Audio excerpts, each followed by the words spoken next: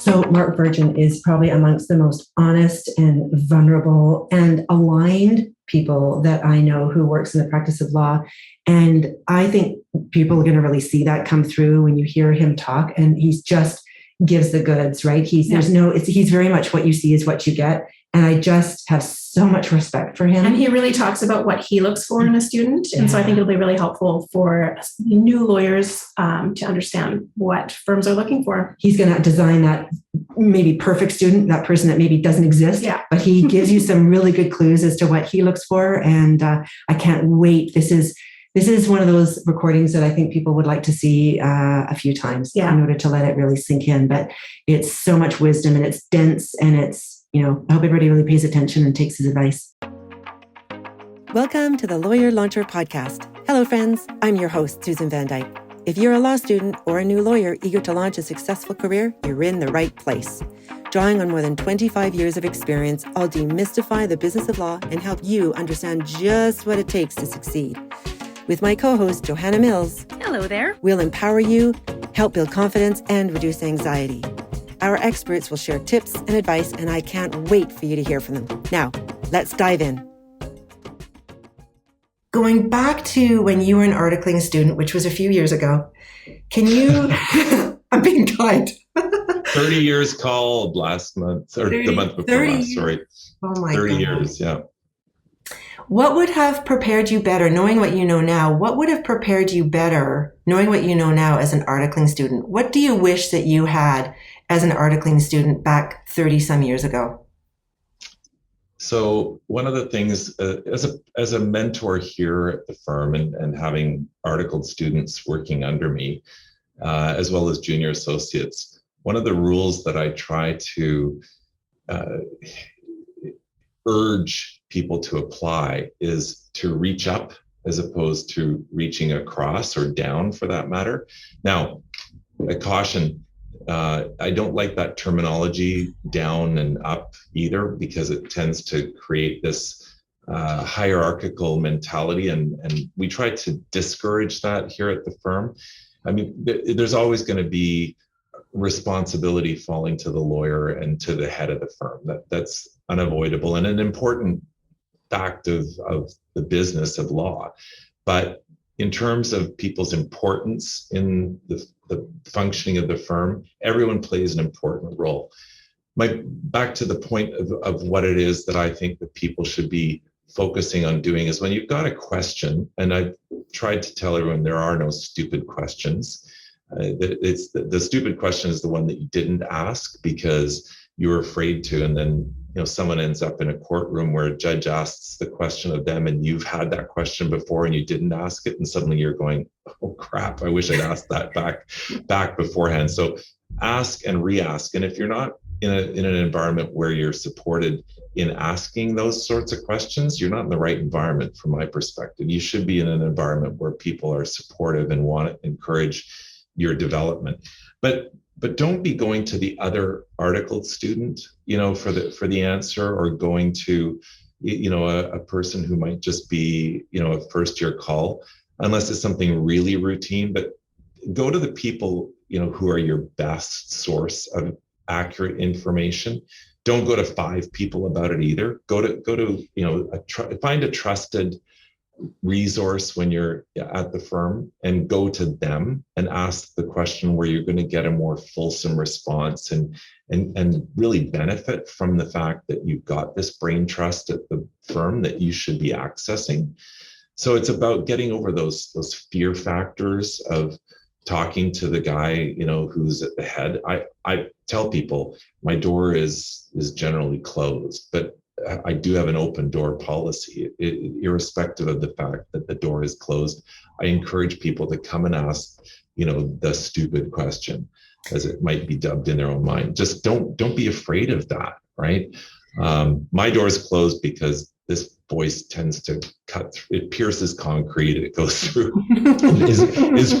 it's heard every time that I don't want it to be heard, and it's not heard when I most want it to be heard. But in any event, I want to respect other people's ability to try and focus, but ask people who are going to be knowledgeable those questions, those burning issues that you're struggling with, right? But I think it's really important to be reaching up and going and taking advantage of that resource that is at the business that you've gone to in order to learn, right? So that's one of the main things I think is really important.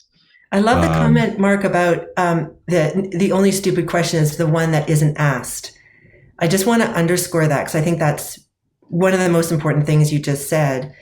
How do you respond to people who say, yeah, but if I ask that stupid question, it's going to out me as not being knowledgeable in the questions in which or the answers in which I'm seeking in front of the most senior person of the firm, as opposed to somebody who's lateral or equivalent to me. I think, and I hear you and I agree with everything you've just said. I want to put myself in a student's shoes and go, my God, really? You want me to go to a partner or my principal or God forbid, the managing partner and ask what I believe is a stupid question, even though the three of us know all your questions are totally reasonable and you're there to ask questions.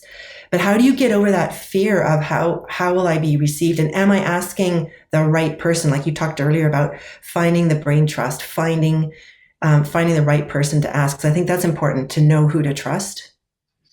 Yeah, it is. It is important to find the right person. Let me share a little anecdote from my own experience that I think highlights the point that I want to make here, and that is that, I mean, Susan, you've known me since long enough that this grayish white hair was not so plentiful. And I had a situation arise a number of years. Well, actually, it was just prior to law school, and I should have paid more attention to this example. I share it with people that are coming into the firm, where I did preparation for the LSAT through Stanley Kaplan, and it was time well spent. But one of the classmates in the small group that I studied with on Saturdays was a woman who I knew peripherally because she and I had a friend in common. And I'm not going to name this woman because she would, I'm sure, prefer I don't. Mm-hmm. But she was asking some really stupid questions. I thought, I was just like, come on, that's pretty obvious. And what happened at the end, after we both written our LSAT exam at the same invigilation, I ended up calling our mutual friend when my results came out, because I was pretty ecstatic. I mean, I scored quite high, and like we'll say in the 90 something percentile. And so I knew I was in really solid ground for getting into law school, and I was ecstatic. And so I phoned up our mutual friend and I said, so Kelly, how did our friend do? And she said, well, she got 98th percentile. Percentile. So I was like, oh. Wait. She said, yeah, she's actually been approached already for Harvard. And I thought, okay, there it is. The stupid question paid off for her, right? Wow. And the funny part of this story is this woman went on to do some French studies overseas. And I laughed because I phoned to congratulate her on her achievement in the LSAT. And I said, how are your plans going for France? And she said, this is the days when we didn't have the internet. And she was trying to find the Bank of Paris in the phone book because she needed to set up an account in France. And I said, did you look up Banque de Paris? And she goes, oh, there it is. And I thought, good luck. But wait a minute. No, she's not stupid. And sure enough, she ended up going on to become fluent in French. She got her combined civil common law degree from McGill, went on to be a professor of international tax law. So, there it is, right? And so when you get to this stage in your career, you know that people asking stupid questions is not an indication of their intelligence. Usually those people who are asking a question, where they may not understand the concept, it just might be a barrier to that specific area. And oftentimes what I've learned is that when someone can't answer a question or won't admit that they don't have the answer, and I'm the first one to say it's not my area, and I'll try and direct someone to the right person or the right resource, the right, legal text or what have you to try and find the answer. If the person won't acknowledge their own ignorance, then they're probably someone you just don't want to be going to, because I will not embarrass somebody if they've come to me with a question that may have been obvious to me, because there can be other instances where they are a font of information that you might not have expected. And we actually try and drill that into everyone at the firm. I tell people when they come in here, look, if you think we're getting something wrong or we can improve, tell us. Like, my skin's thick enough. I can take the criticism, and I know how to say no, that we're not going to do that. But I also might say, that's pretty insightful, right? That's a brilliant way to approach something that we've been doing the wrong way for a long time. So it's about getting to know people. And I really think that the most important thing that you can take from, I hope, this session is the importance of relationship and the importance of communication. I mean, really, at the end of the day, having effective communication skills is the singularly most important thing that people should try and develop. And let me share something with you that I've recently, as in the last 4 or 5 years, adopted in my communication style with people. And it may seem so, banal to some, but I've benefited so greatly from employing this new approach to things when I'm talking to people. And that is that if you're having a discussion with someone and you hear a response from them that you bristle about, right? And you think, oh, I don't like that answer that they've given me. Stop for a second before you react and rephrase to them what it is that you think they've just said to you, right? So because everything is being received by us through our own filters, and it's all based on life experience, contexts, whatever. So pause before you react to that thing that you haven't been very positive in your visceral response to, and give them a rephrase of what it is you think that they have said to you. And if I tell you 50% of the time you heard it wrong, right? Their message to you was not what you first thought, and you've put it through those filters, and you can avoid a lot of controversy and a lot of discord by taking that simple step. And I really encourage people to really work on your communication skills. It's the most important part of being an effective lawyer in any area of practice. And it's funny because this discussion came up yesterday in a very different context. A very good friend of mine is actually a Supreme Court of Canada judge, and we were out hiking and talking about a new book on legal writing. And one of the things that was expressed in there is the importance of clarity and concision and so forth. But I think that the thing that people need to take to heart in the business of law, whether you're going to be a barrister or you're going to be a solicitor, I call us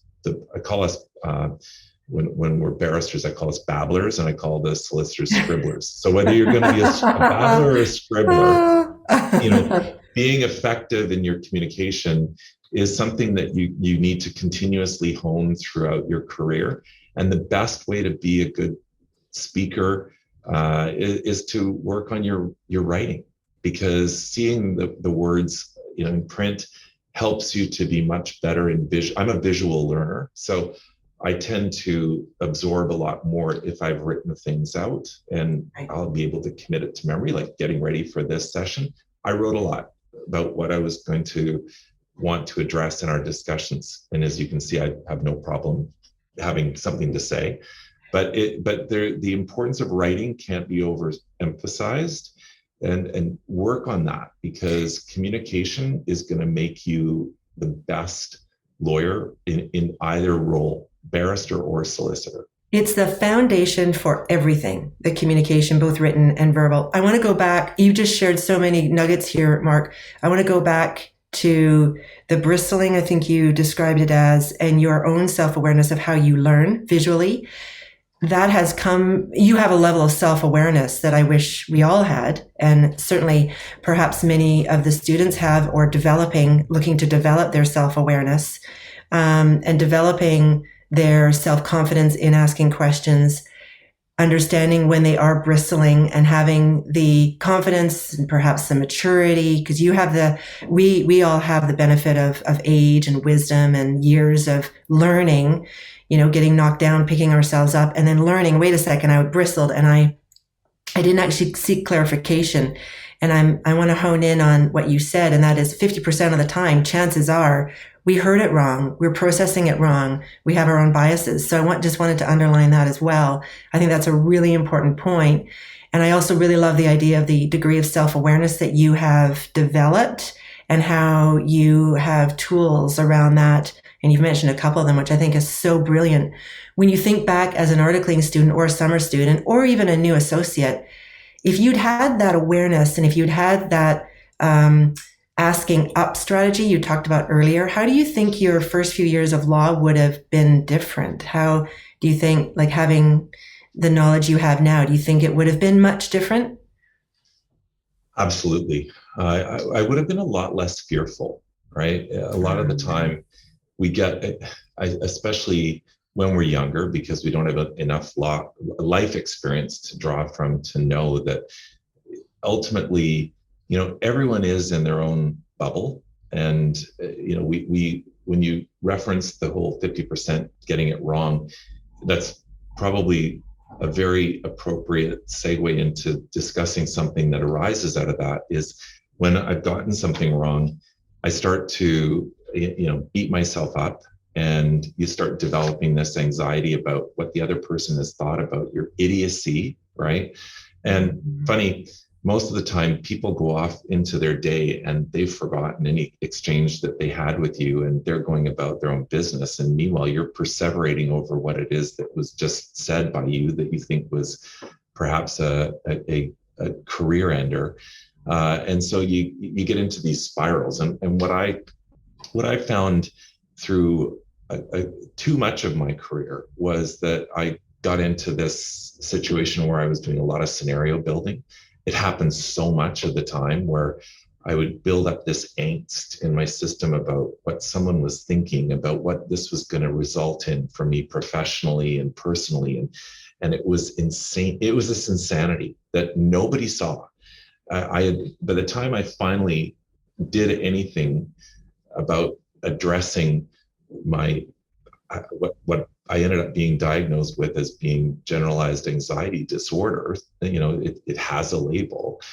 It was well into 20 years of practice, and people who found out, who had worked with over the years, that I suffered anxiety were in absolute shock, because I'd hidden it so long. And I can tell you did. Our profession is not one that generally would be seen as accepting of people who suffer anxiety. And it took me a long time to speak this freely about the fact that I did have anxiety. And everyone suffers anxiety to some extent, right? Like everyone has varying degrees of it. But mine was such that I was going home some days, and this is appreciate that I was running a practice as the sole owner with about 40 people working for me. And I had days where I was occasionally not even able to leave my home. I had to, find a creative way to explain why I wasn't going into the office, or I might go home at lunch and have a bit of a meltdown and go back. And everyone, just saw this high functioning guy who was performing on all cylinders seemingly. And meanwhile, now this is a true story. In my head, I was spiraling, right? And I could take a misstatement by myself into a situation where I would lose a client, a principal client, a major client, because I've got a number of institutional clients that we've been fortunate enough to have successfully secured and in our business. And I'd lose a major client. That was going to, in my head, result in me losing the firm, people leaving the business, my having no money anymore, losing my home, they're losing my friends. And I'm not kidding you, I was on the street selling pencils, right? And like, how absurd is that, right? It's crazy making, total crazy making. And I had gone through this for years. And so I encourage people who might have similar types of proclivities where they're just going going there, right? To deal with it, like to get help, right? And I now have the good fortune of having gone for cognitive behavioral therapy. It was like 12 sessions. It was the most, amazing thing, the best gift I've given myself ever. And there are a number of ways to access similar tools through online resources. And I'm now past president of Anxiety Canada, where if you go online, you can anonymously access resources there. But what that helped me to achieve is now an incredible degree of freedom and actually experiencing joy. And I had years of truly not feeling joy, and I got that back, right? It's not that my anxiety's gone away. It's still there, but now I can manage it. It's about managing the anxiety, right? So, and look at the wonderful thing about the age that we are in is that there are a lot of people who are speaking out about the fact that they're suffering from anxiety as well, and that they've had to find the tools. Yes. And they're people of note, right? Celebrities, Ryan Reynolds, or sports figures. Michael Phelps has come out and talked about his debilitating anxiety, like the world's greatest swimmer, right? Yes. Or Naomi Osaka, like tennis player. Yeah, I love that there are people that I can reference. It's not just me. Yes. It's a bunch of other high achievers. You're in very good company, Mark. I wonder if there's a correlation between anxiety and high achievers. I don't know, but and you're adding your voice to those people who have also declared their challenges, and I think that's amazing and so generous of you and everyone who talks about that. And I'm with you. We all have levels of anxiety. Everybody. It's just, where are you in that spectrum? And I just want to point out, I hope that it's obvious that you, Mark, are somebody who has achieved tremendous success over many years, lots of hard work, and that you are still experiencing some, it hasn't gone away, but you have the tools and you have some additional wisdom to overcome it, and you can manage it now. And I think talking about it openly helps, so that perhaps now you can tell your team, I got to step away for a minute. I'm going to be back, but I'm going to step away, or whatever it is that you do. I don't know. But I think that's really important. So for anyone listening, I think the message here is, the earlier that you can identify any degree of anxiety or any degree of lack of confidence or any degree of mental health needs, and I'm not a mental health specialist by any means, but what I will say is that there are loads of senior people like yourself and all through the profession who could do with some supports and tools. So that website again, anxiety, can you?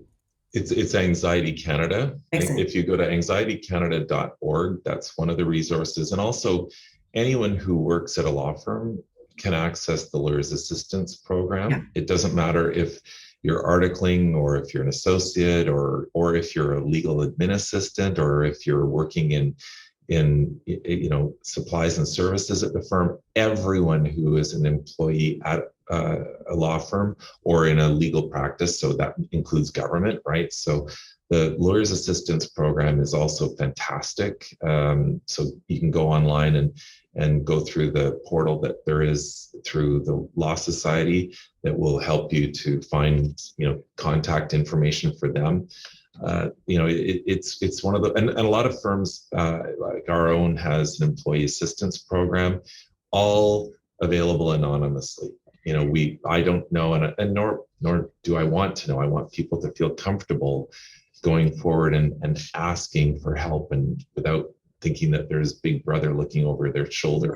It's important that people have the safety net. And by the way, on that note, I think it's important to emphasize also finding the right people to tap into. If somebody is not cool with you talking about something like anxiety and they're giving you a rebuff, blow them off, find somebody else, right? Because there are a lot of us, who are, to your point, and thank you, Susan, I've done okay. I've had a pretty interesting and robust career that I am fortunate to have been afforded, and as I love to say, whenever anybody says to me, "You've been so lucky," I'm like, yeah, it's funny. The harder I work, the luckier I get. Oh my God, that's so true. That is so true. The harder I work, the luckier I get.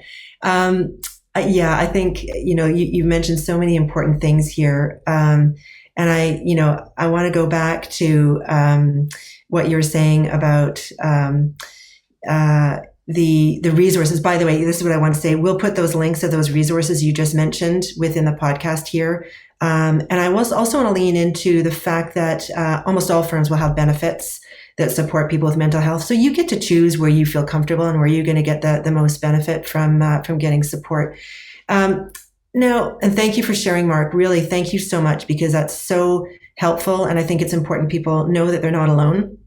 And the other, there's a point. Sorry to interject, Susan. Yeah. But there's a point I just raised there that I also want to qualify, and that is the whole issue of working hard.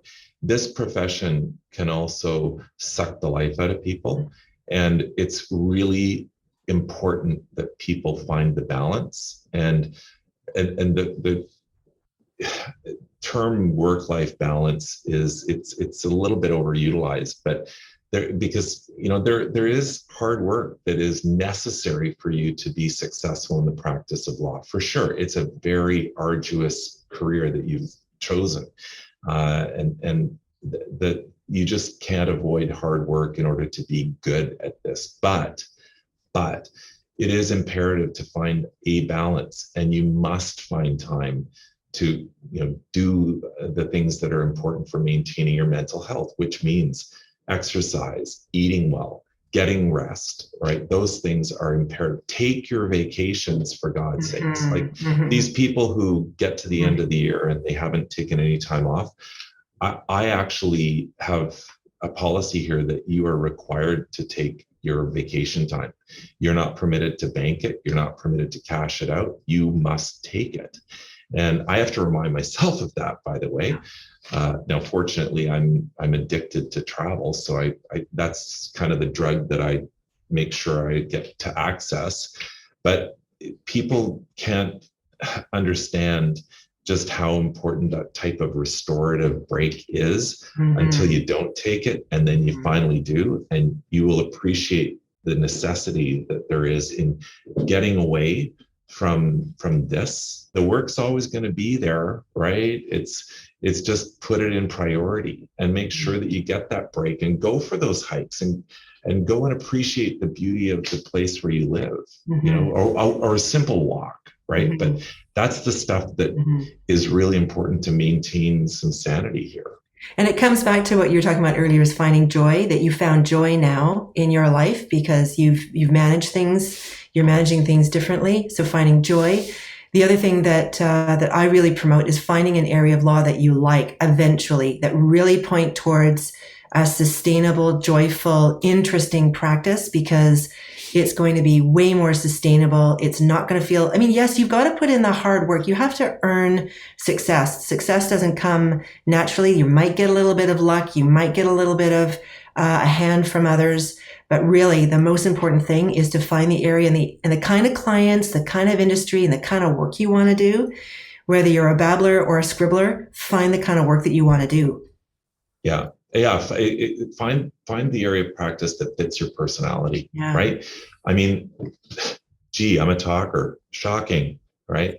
When I originally chose law, I thought I was going to be a deal guy, right? I thought I was going to be doing the contractual stuff and probably in international business. I went and spent 5 months with Baker McKenzie in Bangkok, and it's really not where I had my mojo, right? I loved courtroom stuff, and it is finding that fit, because if you're going to be really bored if you don't find the stuff that fits with your personality. But that took you a while to find, right? You had to get in the ring, you had to get in the arena and figure that out. So you probably had to go through those years to figure that out, right? And I think that, and you and I have discussed this, just in our prep for this, but it's one of the things that I've really come to appreciate greatly, and that is the importance of curiosity. And I don't care if you're again a babbler or a scribbler, have that curiosity. Like if you're working on a deal, I think equally applies. Like where could the pitfalls in this agreement be? Like where could this I get caught out short? Like what's going to be a potential loophole that I've missed, right? Have that curiosity. I tell the story also. Again, I'm sorry, I'm a litigator. I don't apologize for being a litigator, but I will tell the story from as a litigator, where my curiosity in this business really paid dividends to me. And it was an instance that has only happened once, thankfully, but I'd forgotten an examination for discovery that was in my calendar. And my paralegal said, are you ready to go? And I went, totally having missed my radar. I had to go in and examine this guy. There was no way around it. Usually you can adjourn discoveries, but it was at the point of no return where I was going in there and I was going to have to, conduct at least part of a discovery. And I ended up throwing myself into the pleadings before I went in and found out this guy had a very interesting area of work. And I was truly, genuinely interested in what he did as a profession. I won't share that because it could disclose his identity because it was such a unique business. And I spent an entire day, one of my singularly best examinations. I give the transcript to some of my juniors because I say, this is what you can do when you truly engage, when you truly are invested in your case and when you have curiosity. And I really just wanted to drill down and explore what this fellow's work involved in terms of the training, the day-to-day, all of that. And man, the joy I got at the end of that day of discovery was, it was pretty immense, right? And I think you had success. Sorry, Mark, I think you had success with that too in the end, right? I think it ended up being successful. It was very successful. Yes. Yeah. And that's going back to the communication, being curious and your active listening. That's all part of that communication skill that you've developed, right? But it's such a great story, and you must have been shocked, horrified that you weren't prepared as you would normally be. The one time it slipped out of your calendar and off your own radar, and yet you went in with the tools that you already have, your curiosity, your great communication skills, and knocked it out of the park. I love that story. I think that's just a great learning opportunity for everyone. I want to pivot a little bit, and I want to just, if you don't mind, just playing with me for a sec. Because you've probably seen a number of students come through your firm and over your career, right? Whether they were shoulder to shoulder with you or in your firm or in different scenarios.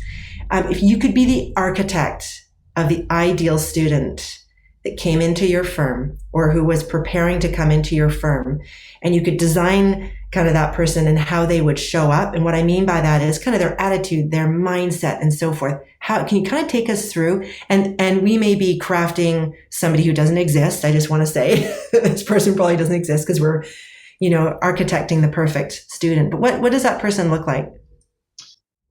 So it's funny. One of my, I almost shouldn't share this because it is one of my interview questions. I ask people, and I have to confess that it's a question that I've stolen from Mark Zuckerberg because I understand that he asks this question of executive candidates at his company, and he will ask people, why should I work for you? Like, why should I let you be my boss? Well, similarly, ask yourself that. So I'm going to flip your point a little bit on its head to say, who do you want to work for, right? So look at where you're going. I've had people come into the firm for an interview and say to me, I want to be like you. Okay, and that's very flattering, and that might get you a point. But then don't show up at our firm in some leggings and some Ugg boots and a crop top like that. Does that look like something that's going to work with me? Mm-hmm. Think about what I would likely expect of the people at the firm. I set a tone here. I expect our people to be respectful of the people they're serving. Think about the clients. They're paying a lot of money for your services, and look like you are somebody worthy of spending the money on, right? And that doesn't mean you have to spend a lot of money on your wardrobe. I'm a guy who's got yes, a closet with some Prada, but I've also got a jacket that I get more compliments on than most of my Prada stuff that I bought at H&M in New York in an emergency because I had to have a jacket for dinner one night. $50. I get asked about where I got that linen jacket all the time. I may shop at Holtz, but I also go to Zara. I also know about Joe Fresh. Like, you can get a wardrobe together and look very respectable without spending a fortune, but show up and be professionally turned out. And that matters. Like, grooming matters. Don't come up to the office where it looks like the cats have been playing in your hair, right? Like get a comb out, for heaven's sakes, right? Yeah. Clients notice this stuff, and it matters. Mm-hmm. And so, definitely, your language matters, right? How you hold yourself with clients is really important, and be engaged when you're meeting with me or with the client. Never come into my office without either your electronic notebook or a pad and a pen. Why am I calling you into the office? And you're not going to remember everything I'm going to say. Trust me. I don't care how good your memory is. And by the way, I will test you on whether you have taken in what I've told you, right? Yeah. But you're not going to go in the penalty box ever if you show up and you don't end up having to take a note. But take notes, right? Like, it's really imperative that you get the information correctly. So, go in prepared. It's like you can never be overly prepared for a meeting, for for court, what have you. It's all about the preparation, and how you present is part of the preparation. And timeliness, for heaven's sakes. Yes. The best way to describe when you should be somewhere is that if you're not early, you're late. That's the rule, right? Show up early. Go on your Zoom 5 minutes before. You noticed today I was on before 10:30, right? Mm-hmm. You sign on in time, well in time, because you don't know what's going to happen, the glitches that can be there. That's right. And impressions matter. I think that's what you're saying, Mark, very eloquently, is that impressions matter in your, doesn't mean you need to have Louis Vuitton. It means you're polished, You're showing up polished, respectful, taking notes in meetings. And I've talked to even, senior lawyers about when you're meeting with a client, as you say, it doesn't matter how good your memory is. The impression from the client is if you're not taking notes, you're not really fully paying attention. And that matters to the client. Even if you're just scribbling whatever, show that you're taking notes and that you're actively engaged in the conversation, because it matters. Impressions matter. And let's go back to that earlier communication lesson that I had, and that is, double check what it is that you think you've heard. So if you're in the senior associate or the partner's office and you're given instructions on something, go back and repeat to them what it is that you believe that the instruction was that you were given, because you may not have gotten it right. Or better yet, put it in an email, right? But very brief. Exactly. Bullet points. It.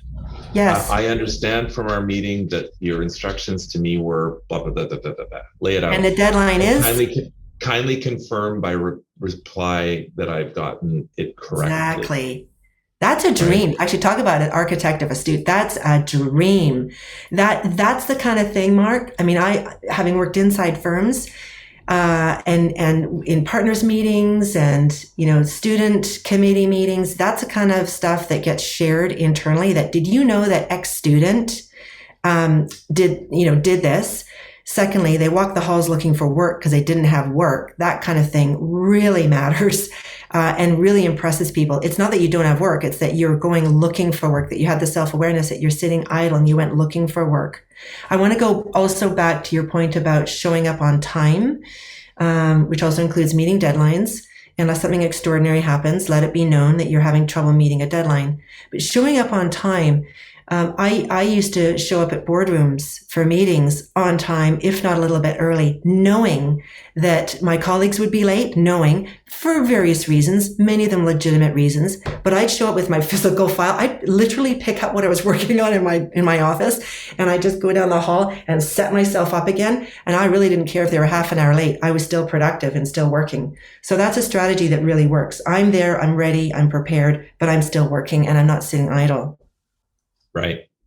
I'm going to throw in a little nugget here, because client meetings, or actually even firm meetings for that matter, can sometimes create scenarios that are new for you. So one of the things that I love that one of my paralegals, Andrea, did at her former firm is gave sessions on proper etiquette when out for dinner. And you don't need to do anything but go onto YouTube to learn some of that, because we've all had varying life experiences, and not everybody has gone out to the 5-star restaurants and learned about, how to attack all of that cutlery. Go onto YouTube, learn, so that you don't have any embarrassment. You're not awkward or uncomfortable being at a dinner where you might have, 6 glasses sitting at the right side of your place setting. Or the bowl of water with a piece of lemon in it that is not soup, by the way. Yes. What's that there for? Yeah. Learn about that stuff in advance of going to an event where you think you're going to be a bit nervous, right? And isn't that a means to managing anxiety? Anticipate you're sitting at that table in that 5-star restaurant or wherever and feeling anxious about not knowing what the right conduct and protocol is in that moment. If you already know going in, you're going to reduce anxiety and you're going to enjoy yourself more. You're going to feel more at ease because you know what to do. My son is a new professional in his field, and I've had the benefit, or he's had the benefit of some coaching down throughout his schooling and throughout his early career. And I remember he was included in some executive meetings and some board of trade meetings and sitting, as a student at the kind of the head table at some of these events. And it puts a lot of pressure on a student. And so I would share with him what I would do, going around the table and shaking hands, introducing yourself, taking your student card. Yes, you have a student card, passing it out, asking for their card, maybe doing a follow-up on something interesting that you spoke with them about, adding them to LinkedIn. So all of these things, getting the benefit of that coaching. And by the way, coaching and mentorship can happen inside your firm and also outside your firm. So mentorships are not, and that you can have many mentors, many coaches, and find them where you can and benefit as much as you can. My mentor wasn't a lawyer. The person I looked up to the most was someone who was an executive director of actually a charitable organization that I was very integrally involved with, and that remains one of my my heart spots, the Dr. Peter Center. And Maxine Davis, the executive director, was an icon for me, and I really looked up to her and kind of fashioned myself in part after her. And that raises another important point is community involvement. Like that is so important, that we I think have in Canada noblesse oblige. You have an education. If you've gone to a Canadian law school, you've got an education that has been paid for in large part by the Canadian taxpayers. And so you've had great benefit to access a wonderfully rich education and resources that have been at the expense of the public, and give back. You owe it, honestly. Mm-hmm. And it's going to make you a much richer human being if you do engage in that, right? And so choose your charity or cause that is, again, something that you feel connected to and passionate about, and you're going to find that the rewards from that are immeasurable. I mean, I used to say law pays the bills for me and Dr. Peter feeds my soul, like that. So I've been involved in a lot of community service over the years, and as I referenced earlier, Anxiety Canada being one of the passions more recently. And I can't underscore enough the importance of giving back. It pays dividends that you don't expect, right? Mm-hmm. And including you can get business out of it, funny enough, right? Establishing a greater connection that extends well beyond law is invaluable. It really is important to get into your community in every possible respect. It's benefiting you as well as your firm. And it's enriching your life. And there can be many reasons why you get involved in a community organization, not just business development. It could be completely altruistic or, something that you love to do. It can be for a number of reasons. And I'm with you. I think to give back is so meaningful and it does enrich your life. And if you get to choose, and I think people should shop around and choose what lights them up, because that's going to be sustainable and it's just going to lead to meeting minded people. There's just so many good outcomes of that. So I'm so appreciative that you mentioned that, Mark. That's fantastic. In our remaining time, I want to ask you very quickly, from the moment I met you years ago, I understood and appreciated your client-centric approach to law. And maybe this kind of ties up a bunch of things that we've been talking about. And I actually believe, aside from maybe your communication skills, that has been one of the keys to your success in building your firm and maybe passing that client-centric perspective on to your teammates. Did that come naturally to you? I mean, you talked about curiosity. Maybe it's the curiosity thread that kind of helped you understand what client needs existed and how you could fill them. But can you talk a little bit about, was that innate or did you need to learn that? I think I thought about this quite a bit, and it's really been experiential. It wasn't innate, and I've come to appreciate that an important aspect of what we do is being comfortable in sales, right? So, how do you feel as a client in a restaurant or in a store or what have you? And a big part of that is what the sales experience has been from the person delivering that service. And so as a result of having had some really bad experiences with some really crass and ill-mannered service people, I again wanted to turn things on its head. And I actually I'm giving away more of my questions for the interview. I ask people, how do you feel? Have you ever worked in sales and how do you feel about it? And if I get the response, ew, I hate sales, that's a bad response with me because everyone is in sales. When you go into the courtroom, you're a salesperson. And I decided like a long time ago that I needed to embrace that doing well in sales was actually going to determine my success in any aspect of any profession, frankly. I mean, the queen is in sales. She's selling the crown, right? Mm-hmm. So you got to be good at marketing, whatever it is that you're marketing. When I go in front of a jury, I'm a salesman, right? I gotta try and sell these people on my version of the case. And similarly, why does somebody want to come to us as a legal services provider? They've got to be satisfied, and actually we need to exceed their expectations. So I really want to explore that with the client and say, what is it that you really are missing from your current service provider? What do you want? What would you love to have? And over deliver wherever possible. So we aim to find out what, are you wanting to have some, in-house sessions at your company about how to improve, for example, some of our clients a number of our clients are insurance companies, and some of the stuff that we've provided in-house services on is how to be better in questioning. I did an entire session for a major life insurance company, which I'm proud to say was their most popular session that they had for their compliance group, which is there were about 40 people. And I gave an entire presentation about how to effectively question. And they loved it. They lapped it up.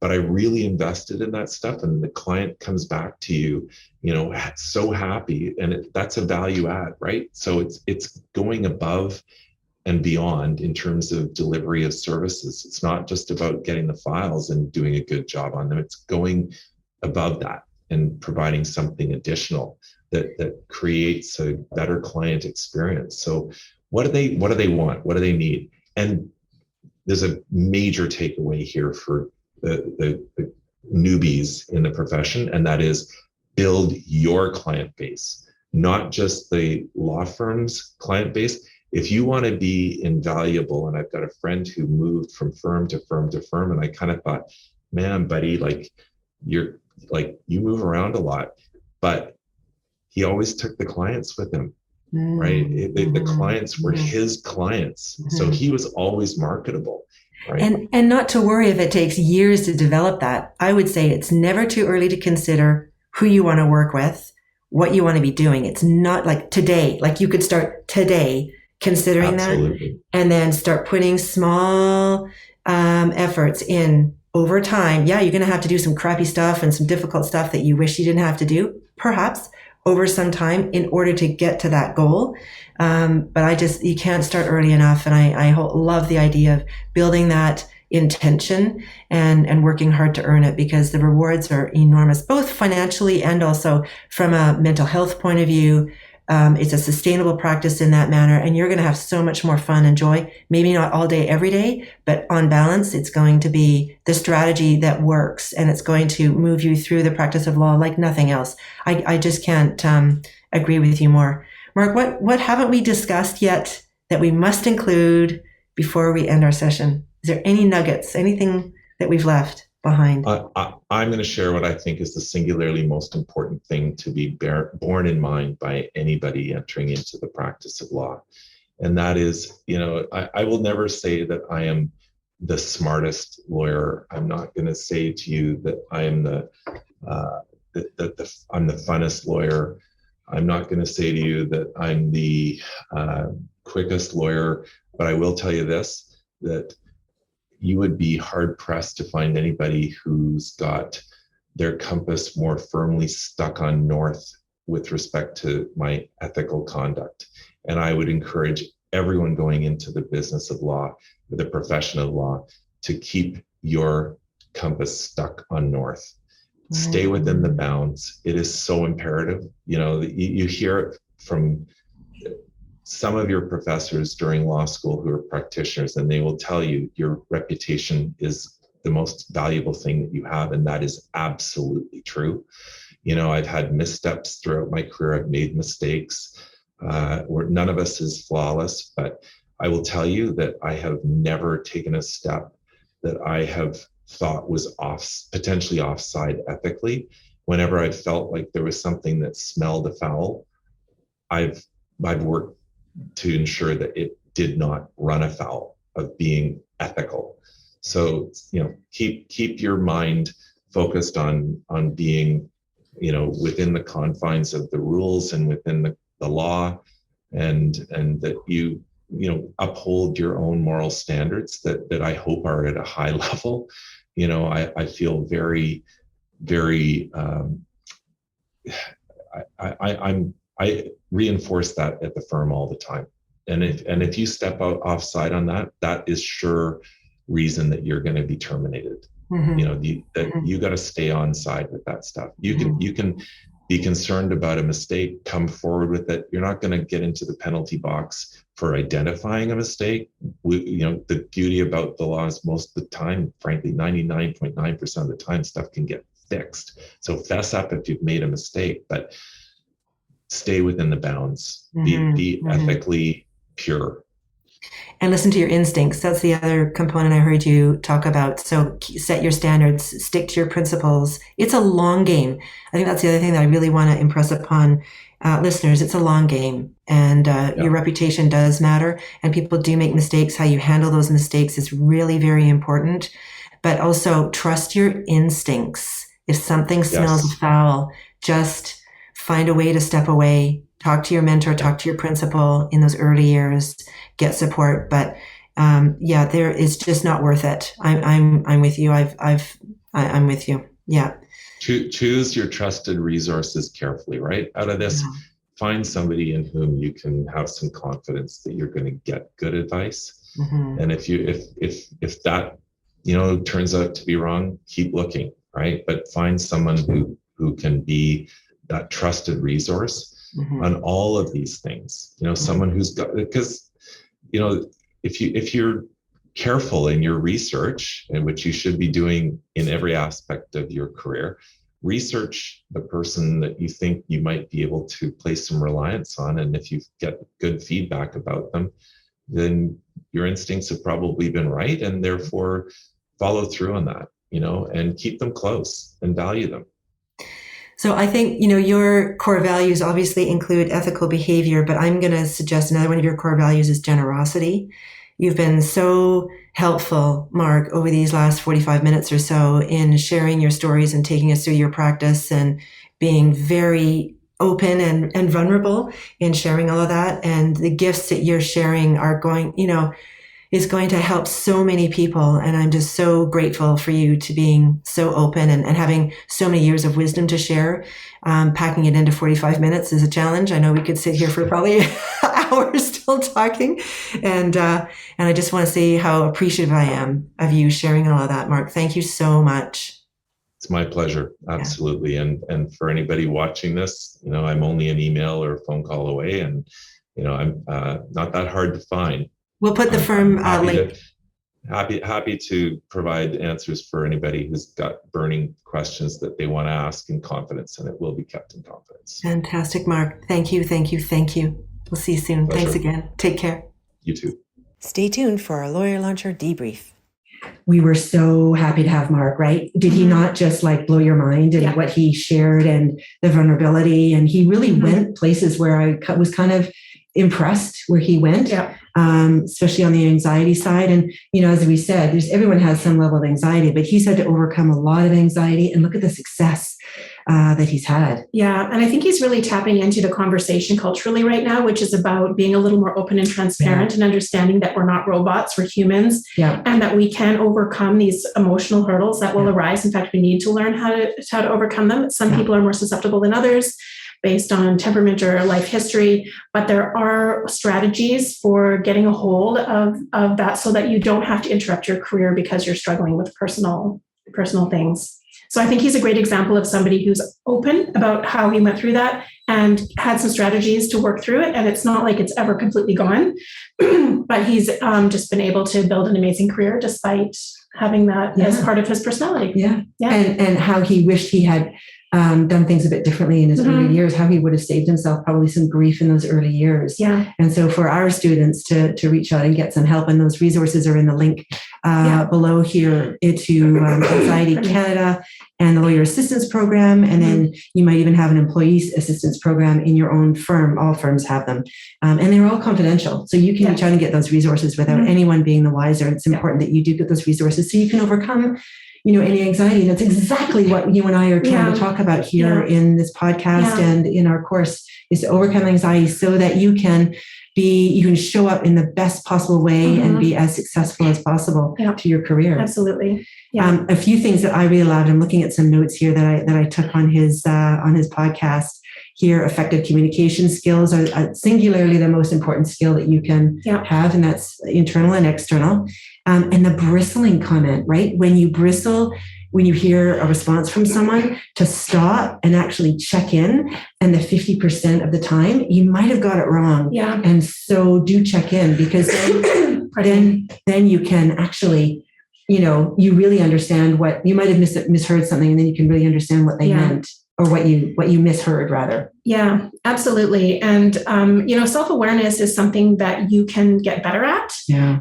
So it's not, one might say, oh, I'm just not good at that. I don't always read the cues. I don't always know what people are thinking. Well, that may be so, but you can develop skills. Yes. So just because it doesn't come to you as naturally doesn't mean you can't get good at it. And so, I think self-awareness starts by knowing whether you have it or not. Yeah. And if you think, oh, that's probably an area of growth for me, then there are lots of, resources out there. And I think taking advantage of that and getting out of your own way in that way, just like with the anxiety, these are things that you can improve upon over time.